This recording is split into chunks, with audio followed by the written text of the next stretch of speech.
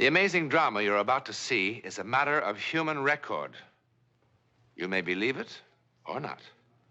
But the real people who lived this story, they believe it. They know. They took that one step beyond. Alcoa presents a new and unusual kind of television program that takes you just beyond the world in which you live. Alcoa presents Aluminum, from the world's leading producer, Aluminum Company of America, who creates new and unusual uses of this wondrous metal for the world in which you do live.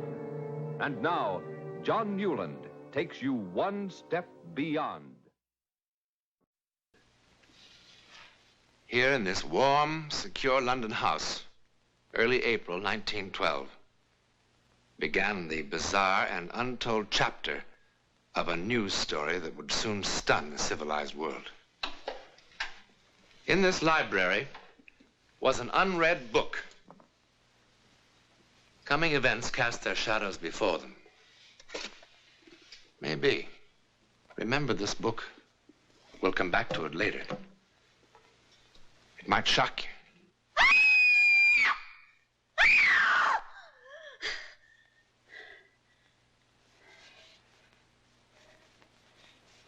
Mother.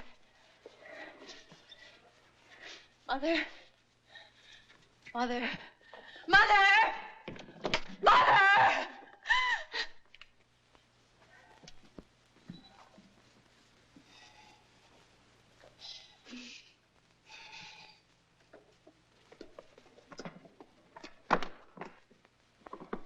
What is it? What's wrong, dear? It was water. Dark water. I was drowning. I couldn't swim anymore. I was drowning. Oh, you've just had one of those old-fashioned nightmares. Oh, no. I don't blame you. All this excitement about the wedding. No wonder. Eric was there. And I couldn't find him in the dark. And the water closed in over me.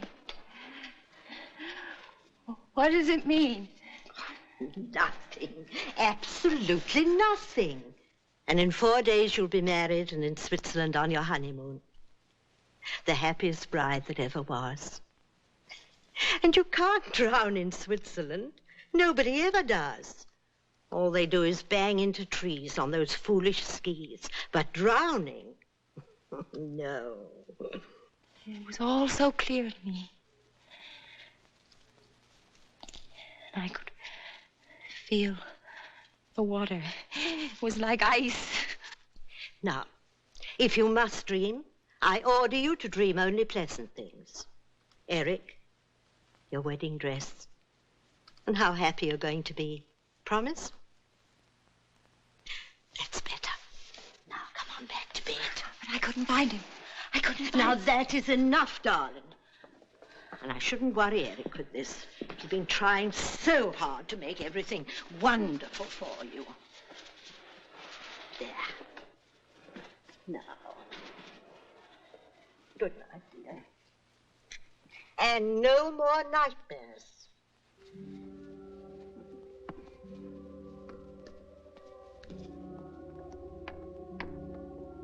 Good night.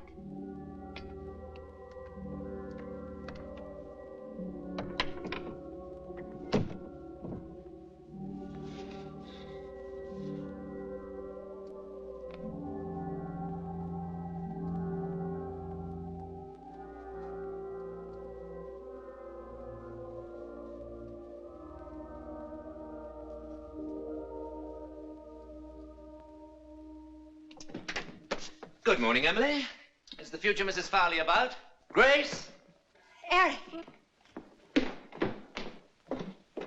Well. I know it's early, but I wanted to see what my wife would look like in the mornings. Ugly. Would you like some coffee, darling? I'd love some. You like surprises, don't you, darling? I love them. Come on, surprise me. It's about our honeymoon. The honeymoon? We're not going to Switzerland. We're not. Well, where are we going? We're going to America. To New York City. New York? Eric. Now, why don't you ask me how we're going to get there? Swim? Rowboat, raft? All right, darling, how? That's how. Stateroom 111B, boat deck, right next door to Mr. and Mrs. John Jacob Astor, no less. On the maiden voyage of His Royal Majesty's ship, Titanic, Southampton to New York, 6 days at sea, next Tuesday. At sea? Oh, just a little sugar, darling. I can't.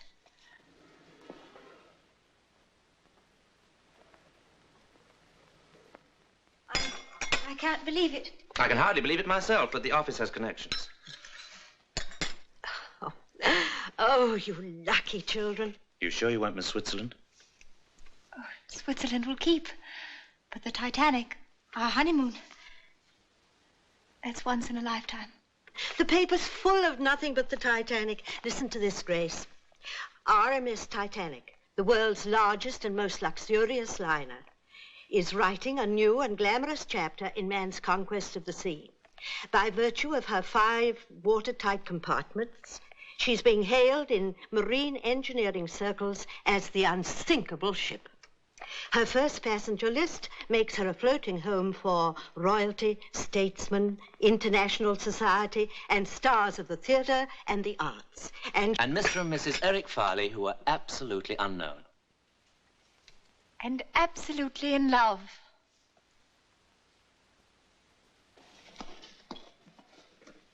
It happened again. I dreamed. Now, darling, I do wish you wouldn't. I saw the sea, the cold sea. Oh. There were people struggling in the water. Really? Sinking, dying. Grace. And then a huge ship slid down. Down. Now, it's just a bad dream. Besides, that ship couldn't be the Titanic. The Titanic can't sink. Everyone knows that. I saw a lifeboat tossing in the water. There were letters on the side of it. I saw. Really? So clearly I saw the word Titanic on the side of the boat. I did. I did. I did. I did. I did. I did. I did.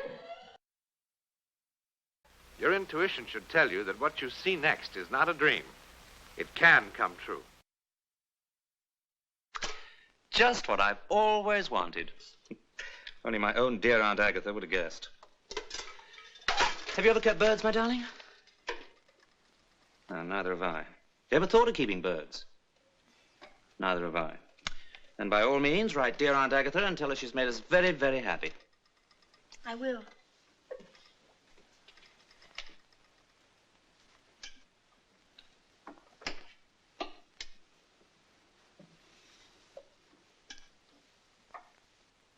I know all about last night. And the night before that. Mother told you. I suppose you think I've gone off my head, one of those silly, hysterical women. I think you're a lot overtired and a little over-imaginative. But this isn't my imagination. Believe me, I saw it. I saw it. Now, that is silly. You don't believe what you see in your sleep? I mean, unless you're a gypsy. Grace, do you trust me? You know I do. Then don't spoil the happiest time of our whole lives just because of a bad dream. Everything's going to be all right, I promise. I'll take care of you always. Oh, hold me tight, darling. You know, if I didn't know you so well, I'd think that you'd fallen in love with another man, that you didn't want to marry me. I couldn't love anybody but you. Very well, I believe you. Only remember, if there ever is another man, I was one of the best shots in the Coldstream Guards.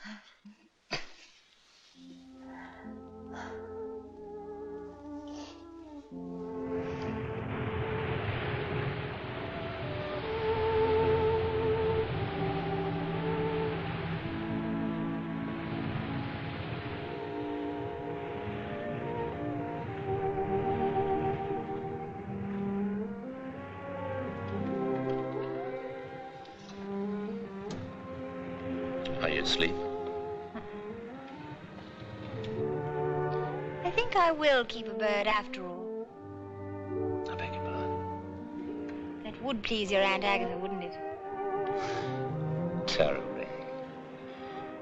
Did you have any particular species in mind? Oh, a lovebird, of course. Well, naturally, lovebird.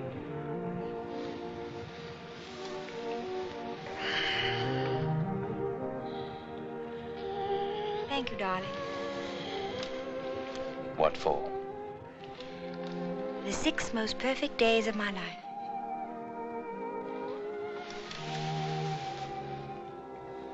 How lovely you are. And very young. There'll be even better days.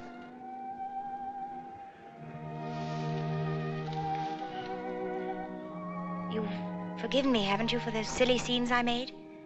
I've forgotten the whole thing. I'm glad. Such awful, ridiculous dreams. It wasn't a dream at all. I was wide awake when I felt there was something wrong with the ship. Quite wrong. I know you'll laugh. And I don't blame you. I was in my cabin this afternoon. I imagine it was around 4 o'clock when I heard this terrible sound. What kind of sound? It was a terrible grinding sound, as though the ship had suddenly struck some immovable object. The whole boat seemed to tremble with the impact. Tell me, by any chance, did you hear anything or feel anything? No, I heard nothing like that, I'm happy to say. You know, it's probably your imagination, or more likely, indigestion. Now, why don't you see the ship's doctor? He's a good man, I'm told. I'm all right physically. It's just that for the first time in my life, I'm afraid. I'm afraid even for the next few hours. I don't know what I'm afraid of. It's as though something in my soul. You know, if I weren't such a hard-headed realist and I were at home, I think I'd call on my minister.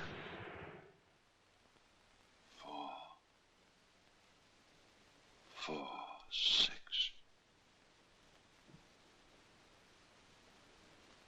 4, 6.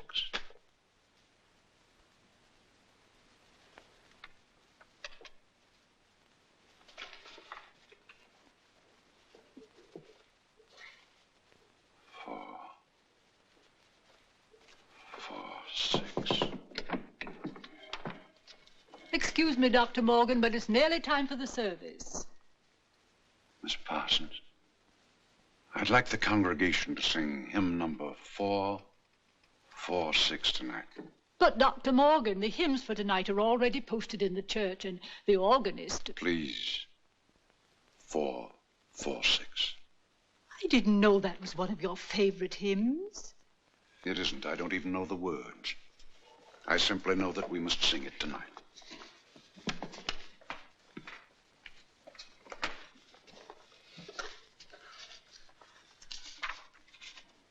Hear, Father, while we pray to thee for those in peril on the sea.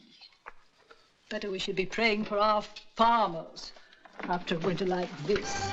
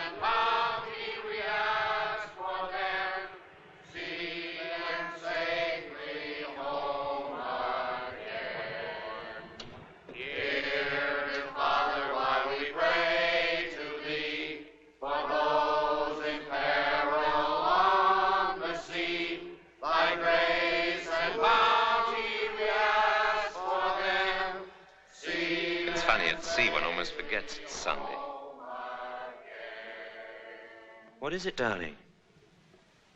Nothing. You're cold. Come to bed.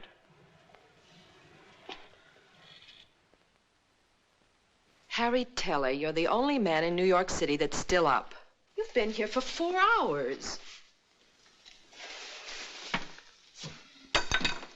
I don't know what's wrong with me. Harry, what's this? I thought you were supposed to be drawing pretty girls in the new spring styles. You'll never make the deadline now. I don't know how it happened. I was, I don't know, helpless. Something seemed to be guiding my hand. I can't explain it. You're tired. You've been working too hard. Now, come on. No. No, it's not that. Harry, let's go to bed.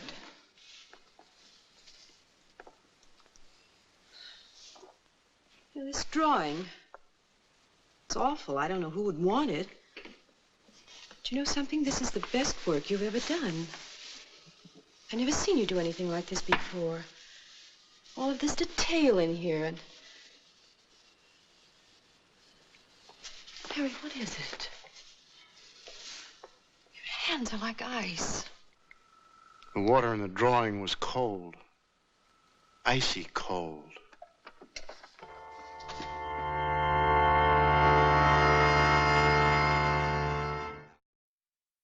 If you listen carefully, we will prove our ability to transfer our thoughts to you.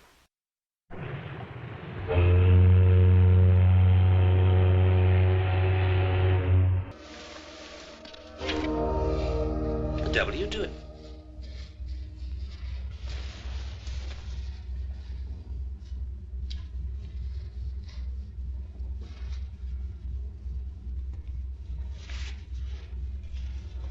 Grace. Grace. Grace.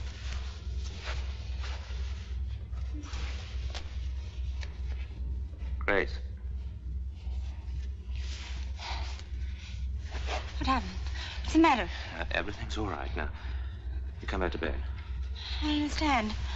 I was sleeping and someone was screaming, hurry, that we need warm clothes. And I must... What's wrong with me? I must be losing my mind.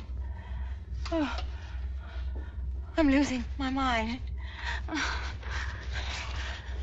Darling, you're driving me out of mind, you know. Look, I'm not John Jacob Astor or a member of the nobility. I've saved for 2 years for this trip, wanting it to be a perfect honeymoon. And to have it spoilt by such childish nonsense. Oh, I'm sorry, Eric. I'm sorry, Eric. All right, darling, you're forgiven. I just don't make a habit of pitching my best clothes on the floor.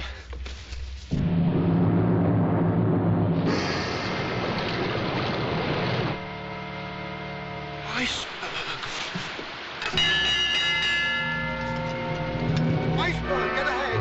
Iceberg, get ahead! Iceberg, get ahead!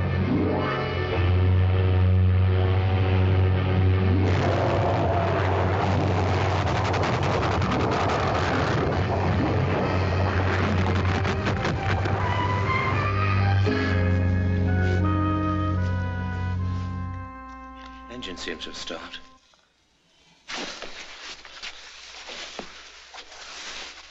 You all right?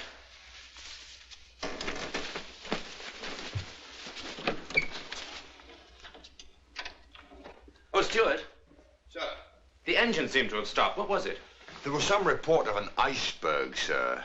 The captain stopped the vessel, sir, just to be on the safe side, you know. What an incredible ship. What service. They run out of ice at the bar, so what happens? We hit an iceberg. Good fresh ice. That's what I like. It's all over the deck. Have a drink, chum. No, thank you. Never seen an iceberg, darling. Shall we go and have a look? That's a good idea. We'll wrap up good and warm. Captain's orders, go to your lifeboat station. Please dress warmly. Now, there's no need to panic. Just take it nice and easy. It's just a precaution, darling. Remember what the captain said tonight? The ship that nothing in the world could sink?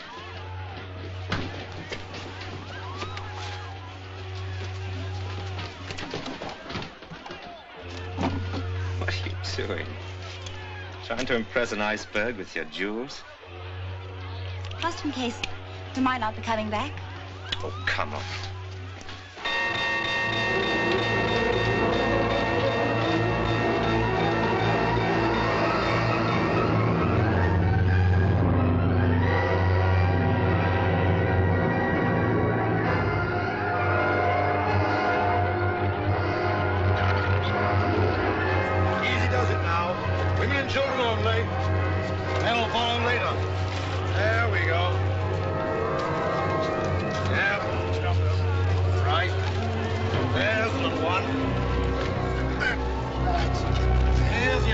take care of it, will you? Yes, sir. No! Thank you, madam. No! No! I won't go without you! Hush, No! my darling, hush. No! Now stop it. Listen to me. Have you forgotten your wedding vows so soon? Love, honor, obey. Now you go with the other women in boat 4. I'm sorry. I love our marriage. All 6 days, 5 hours, and 20 minutes of it. I even loved our first fight. If you ever have another bad dream, I'll listen to you. Every word. Come, come, madam. It's all right. It's all right.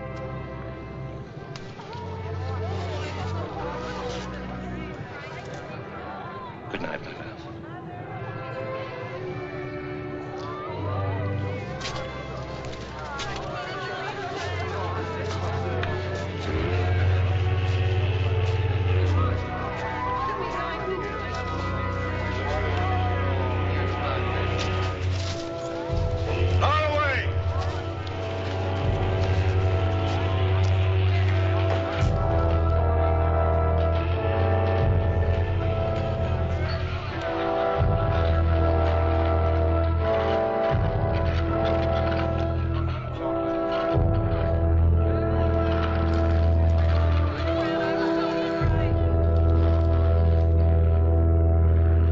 Eric Farley never came back to this house. Over 1,500 people perished that dreadful night aboard the Titanic. Eric Farley was among them. You've seen some of the unexplained supernatural events surrounding the life and death of a great ship. Now, do you remember this book? It's a novel published in 1898, 14 years before the ill-fated vessel was even dreamed of. The title, Futility. Its author, Morgan Robertson. It's a story about the largest liner ever built, carrying on its maiden voyage the rich and great of the world. Then, on an April night, it struck an iceberg. The vessel in this book was 70,000 tons. The Titanic, 66,000 tons. The length of the ship in these pages, 800 feet. The Titanic, 882 feet. Both made 25 knots. Both carried about 3,000 passengers. Both liners had lifeboats for only a fraction of that number. And both were considered unsinkable. Oh, one more thing.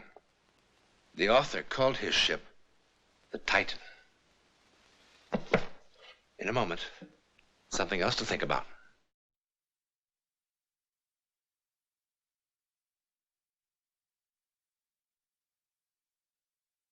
This is the ticket that carried a passenger, Arthur Douglas by name, from New York to Chicago on a fantastic excursion into terror. Now, if you were one of the passengers on the train that night, we'll thank you to keep your secret until next week, when a perfectly normal man takes that one step beyond.